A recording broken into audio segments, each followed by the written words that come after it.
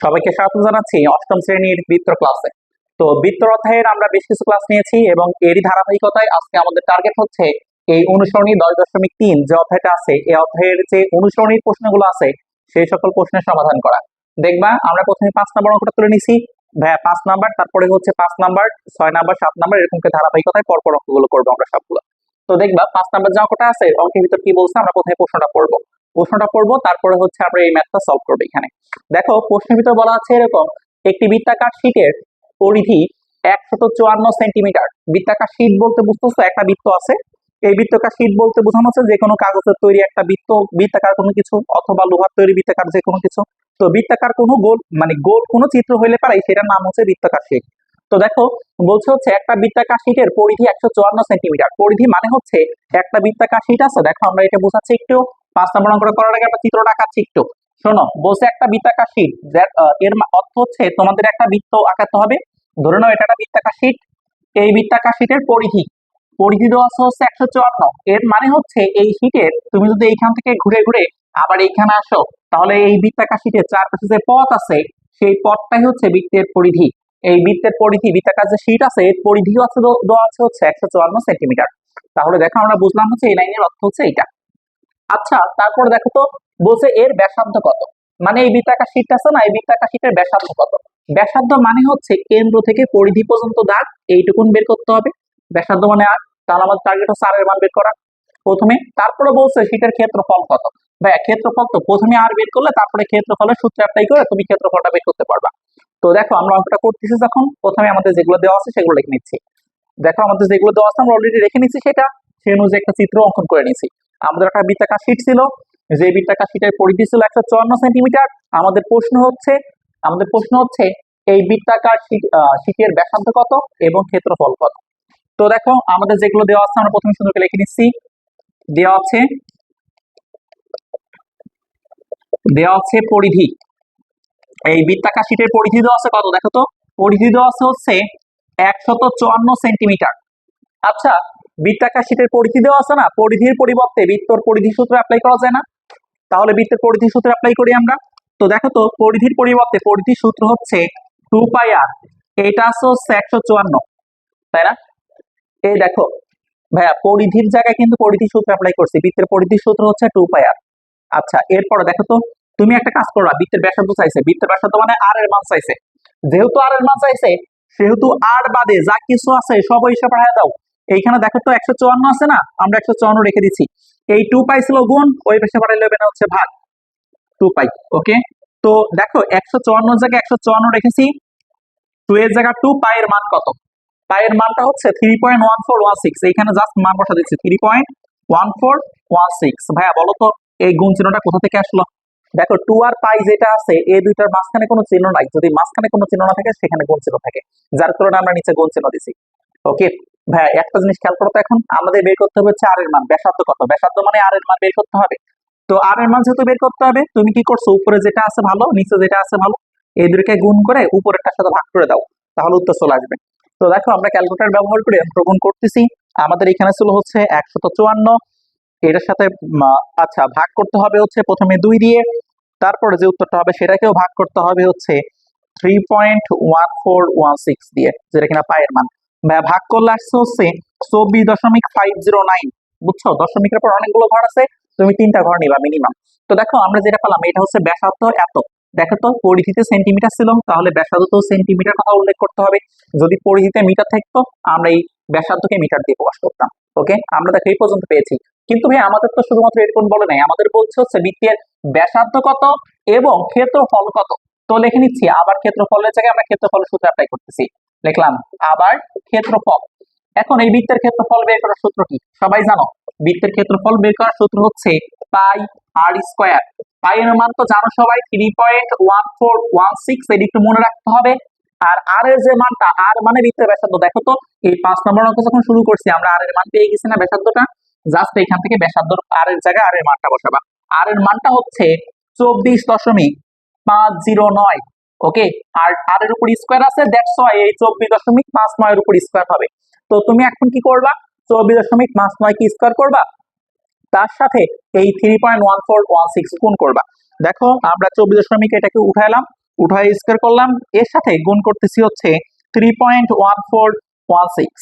সবটুকুনকে গুণ করলে আমাদের যে মানটা আসতেছে সেটা হচ্ছে 1887.254। ভাইয়া দশমিকের পর আরো কিছু ঘর আছে, আমরা এত ঘর দেব না, আমরা লাস্টে একটা কথা লিখে দেবো প্রায়।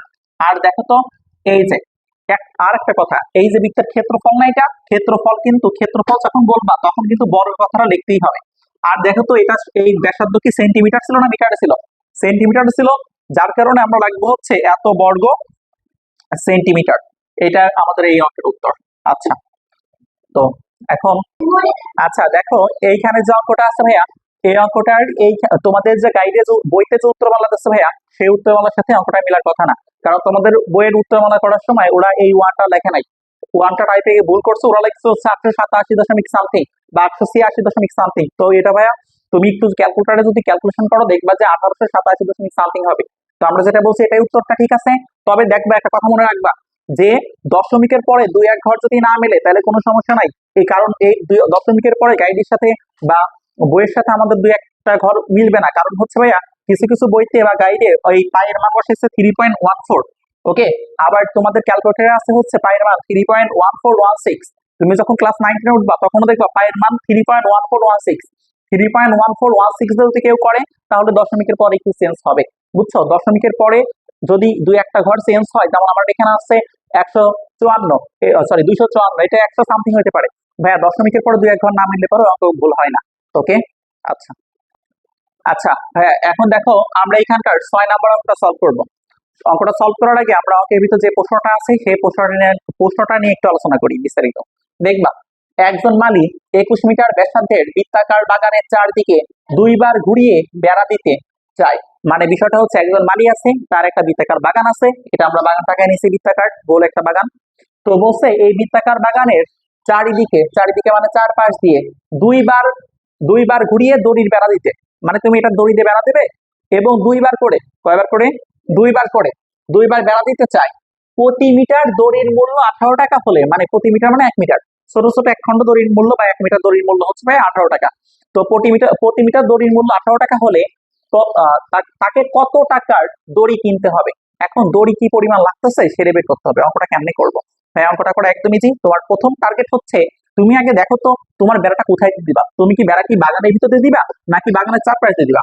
অবশ্যই কোনো ব্যক্তি যদি মাথায় যদি একটু বুদ্ধি থাকে তখন তো সে বুঝছো এই বাগানের ভিতর দিয়ে তো আর বেড়া দেবে না, কারণ ভিতরে তো গাছ, তাই না? তো বেড়া দেবে হচ্ছে বাগানের চারপাশ দিয়ে। এখন বাগানের চারপাশ মানে কি? শোনো, তুমি মনে রাখবে ভাইয়া, বৃত্তের চারপাশ মানে বৃত্তের পরিধি। যেহেতু এখানে বাগানের চারপাশ দিয়ে বেড়া দেবে, বাগানটা বৃত্তাকার না, তাহলে এই বেড়াটা দেবে হচ্ছে এই যে আমি যেখানটি এখন দাগ দিচ্ছি এই সকল জায়গা দিয়ে, এই সকল জায়গার নামই হচ্ছে বৃত্তের পরিধি। তো দেখো আমাদের বলছে একজন মালি 21 মিটার ব্যাসার্ধের বৃত্তাকার বাগানের চারদিকে দুইবার ঘুরিয়ে বেড়া দেবে।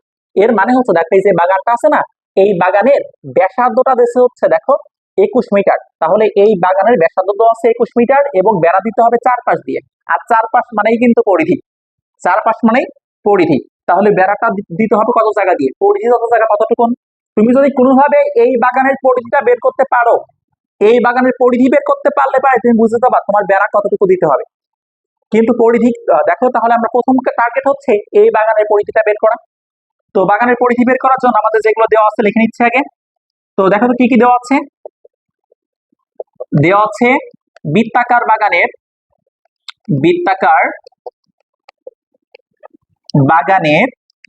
ব্যাসার্ধ। দেখো তো বৃত্তাকার বাগানের যে ব্যাসার্ধটা আছে সেই ব্যাসার্ধটা মানে আর এর মান হচ্ছে 21 মিটার। আচ্ছা, বৃত্তাকার বাগানের ব্যাসার্ধ আর সমান হচ্ছে 21 মিটার। অতএব বৃত্তাকার বাগানের পরিধি বের করতে পারবা। ভাইয়া পরিধি কেমনে বের করে? পরিধি বের করার সূত্র আছে, পরিধি বের করার সূত্র হচ্ছে 2 পাই আর। একটা সিম্পল কথা মনে রাখবা, পরিধি মানে 2 পাই আর। তো এর জায়গা 2 পায়ের পরিবর্তে পায়ের মান 3.1416, আর মানে হচ্ছে ব্যাসার্ধ। এই বৃত্তাকার বাগানের ব্যাসার্ধ হচ্ছে 21, ব্যাসার্ধর পরিবর্তে 21 বসাইছে। তুমি ডিরেক্টলি 3.1416 এবং 2 এবং 21 তিনটাকে গুণ করো। তিনটাকে গুণ করলে তুমি যেটা পাবা সেটা হচ্ছে আমাদের এই বৃত্তাকার বাগানের পরিধি পাবা। একটু খেয়াল করো তো ভাইয়া। তাহলে দেখো 2 গুণ পায়ের মান তুমি বসাতে পারবা, তার সাথে গুণ হচ্ছে ভাইয়া 21। এই দুটাকে গুণ করলে যে মানটা আসতেছে সেটা হচ্ছে 131.94। দশমিকের পরে অনেকগুলো ঘর আছে, তুমি দশমিকের পরে যতগুলো ঘর নিবা তোমার উত্তর তত বেশি অ্যাকুরেট হবে। তো আমরা দশমিকের পরে 2 ঘর নিচ্ছি, সবগুলো গুণ করলে পাচ্ছি হচ্ছে 131.946। ওকে, তো দেখো আমাদের যে ঘটনাটা ঘটছে সেটা হচ্ছে এই যে বৃত্তাকার যে বাগান আছে এই বাগানের পরিধি হচ্ছে 131. দেখো 946। আচ্ছা, আমরা এখন বুঝলাম এটা হচ্ছে আমাদের বৃত্তাকার বাগানের পরিধি। আচ্ছা, বৃত্তাকার বাগানের যেহেতু পরিধি আমরা পেয়েছি, এখন বলো তো এই বাগানে কি তুমি একবার বেড়া দিবা নাকি 2বার বেড়া দিবা? নিঃসন্দেহে বাগানে বেড়া দিবা হচ্ছে 2বার। যেহেতু 2বার বেড়া দিচ্ছ তাহলে তোমার এই বেড়াটা কি এই পরিধি যা আছে ততটুকু হবে নাকি তার সাথে 2 গুণ করতে হবে? পরিধির সাথে 2 গুণ করতে হবে। তো আমরা লিখে নিচ্ছি অতএব মোট বেড়ার পরিমাণ, দেখো লিখে নিচ্ছি মোট বেড়ার পরিমাণ। মোট বেড়ার পরিমাণ হবে হচ্ছে পরিধির দ্বিগুণ, কারণ তুমি বেড়া দিচ্ছ 2বার, তাহলে 331.946 এর সাথে গুণ করলে 2।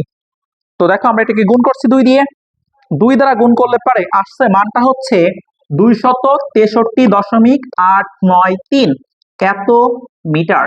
আচ্ছা, আমরা তো পরিধিতে কত পরিমাণ বেড়া দিতে হবে সেই বেড়ার পরিমাণ পেয়ে গেছি, কিন্তু আমাদের উত্তরে কি বেড়ার পরিমাণ চাইছে নাকি আমাদের উত্তরে চেয়েছে হচ্ছে দড়ির মূল্য কত টাকা, মোট কত টাকা দড়ি লাগবে? এখন চিন্তা করো তো, আমরা বেড়া দিতে হবে হচ্ছে পরিধিকে 2বার, তো পরিধির সাথে 2 গুণ করে আমরা পেয়েছি হচ্ছে আমাদের বেড়া দিতে হবে হচ্ছে 263.893 এত মিটার বেড়া দিতে হবে। তুমি দেখো তো পশ্চিমতে বলে দিচ্ছে 1 মিটার বেড়া দিতে খরচ হয় 18 টাকা। তো তুমি প্রথমে লিখে নাও 1 মিটার বেড়া দিতে খরচ হয় হচ্ছে, তো লিখে নিচ্ছি অতএব 1 মিটার বেড়া দিতে খরচ হয় 1 মিটার বেড়া দিতে খরচ হয় হচ্ছে 18 টাকা। আচ্ছা, কিন্তু আমাদের এখন বেড়া দিতে হবে কত? এই যে 263.893 মিটার, অতএব 263.893 মিটার বেড়া দিতে খরচ হয়। দেখো তো একের তুলনায় 293 দেখো 263.893 এটা কিন্তু একের তুলনায় বেশি। বেশি হলে যা ওই 18 সাথে যায় এই সংখ্যাটা যায় গুণ হবে, 18 জায়গায় 18 রেখেছি, এই পুরোটুকুন যায় এখানে গুণ হবে, তাহলে পুরোটুকুন 263.893 এটা যা গুণ হইল। তো দেখো আমাদের 18 সাথে এই সংখ্যাটা গুণ করছি, গুণ করলাম 18, ভাইয়া গুণ করলে আসতেছে মানটা হচ্ছে 4750.0। শোনো, দশমিকের পরে 0 8 আছে, দশমিকের পরে 0 আসলে তুমি ওটাকে বাইরে দিবা, দশমিকের পরে 0 আসলে দশমিকের পরে সবকিছু বাইরে দাও, তুমি লিখে দাও প্রায় কত টাকা। এই দেখো তো এখানে 400, 4 আছে, 7 আছে, 5 আছে, 0 আছে, মানে হচ্ছে 4775 টাকা। আচ্ছা, ক্লিয়ার তো? দেখো তাহলে আমি আবারও বলতেছি বিষয়টা কি। এইখানে যে অঙ্কটা ছিল আমাদের হচ্ছে একটা বৃত্তাকার মাঠ ছিল, বাগান ছিল, সরি, এই বাগানের চারপাশে বেড়া দিবা এবং 2বার করে। তো একবার বেড়া দিতে তোমার দড়ি লাগতেছে হচ্ছে এত মিটার, কিন্তু যখন তুমি 2বার বেড়া দিচ্ছ তখন তো তোমার ওই একবার বেড়া দিতে যে দড়ি লাগতেছে তার সাথে আরো 2 গুণ করতে হবে, 2 গুণ করলে এত মিটার হয়েছে, বুঝছো? কিন্তু দেখো তো ভাইয়া আমাদের তো দড়ি কত লাগে সেটা বলে নাই, আমাদের বলছে হচ্ছে কত টাকা ব্যয় হবে। তো একবার বেড়া দিতে খরচ হয় হচ্ছে মানে 1 মিটারে খরচ হয় 18 টাকা, তাহলে তুমি দেখো তো 2বার বেড়া দিতে মোট এত দড়ি লাগে, তাহলে এত দড়ি কিনতে তোমার কত টাকা ব্যয় হবে। তো এটার সাথে এটা গুণ করলে পেয়ে যাচ্ছ, 18-র সাথে তুমি যদি এটা গুণ করো, দড়ির পরিমাণ গুণ করো, তাহলে পেয়ে যাবেন এত টাকা। তাহলে মোট খরচ হয় হচ্ছে 4750 টাকা।